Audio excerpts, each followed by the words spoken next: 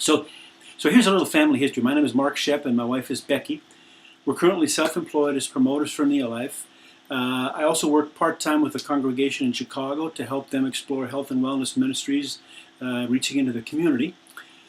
And I've been working with staff of different churches, trying to help church workers to be healthier, churches and schools, and how they might explore and improve their walk of health and wellness as ministers and educators in the community of faith. So, working with that, we've always called wherever we happen to sleep that night home, because our jobs over the years have been heavily involved with travel.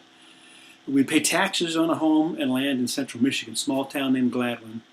But currently we're staying with some folks in Chicago, and with this work in Chicago at the church, we kind of call Chicago home these days. Our family includes our oldest daughter, Janika. She's in mid-30s. Her husband is Wes Halula. They've got the grandkids. Charlotte's 10, Frank is 7. Isaac and Claire. Isaac's our son. He's married to Claire, deaconess, in their early 30s.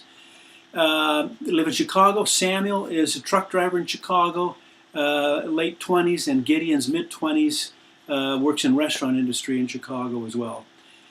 We've been distributors with Neolife since the fall of '92, a quarter of a century. And I've been trained back in the day as a church educator and youth minister. Worked 12 years in 3 different parishes, but starting in '92, we taught our kids how to juggle, of all things, and took our kids, my wife and I, on the road for 12 years full-time, 20 years total, with an entertainment ministry we called FITZ, F-I-T-Z, FITZ Family Ministries. It's kind of weird how we got Fitz out of Shep. That's too long a story for this. But great years. Next, I work for Wheatridge Ministries, a foundation out of Chicago here. A lot of travel, a lot of health education, kind of PR guy.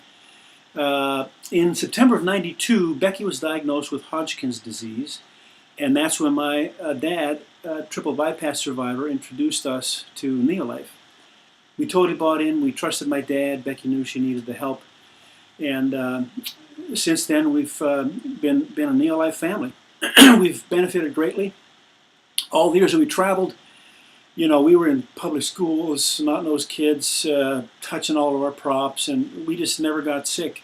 And our youngest son, who was prone to sickness before we had Neolife, really balanced his health out in that process of using Neolife over the years. That was kind of the steady thing for us in terms of nutrition, with lots of road travel.